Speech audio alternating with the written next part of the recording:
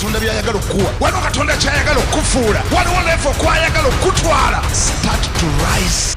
Ekyokwebaza katonda nekyo wali okitegeddeko nti nakyo kyakulwanyisa. Have you ever known that thanksgiving is also a weapon? Nakyo kikozesa. Do you use it? Omulabe atera okuwulira wabadde akusuubira okuyombera. Does the enemy hear you where he expected you to quarrel? Wabadde akusuubira okwemulugunyiriza. Where he expected you to complain? Wabadde akusuubira okuva katonda. Where he expected you to leave the Wabadde Lord? akusuubira okuleka ebya Mukama. Where he expected you to give up on the Lord? Omulabe atera okuwulira ng'omukubi ekimmooni n'osalawo kwebaza katonda. Does he usually hear you bypassing him and you decide to thank God? Omanye amaanyi agali awo wakati mu kwebaza katonda. Do you know the power that is in there when you give thanks? Basesalonika 5:18.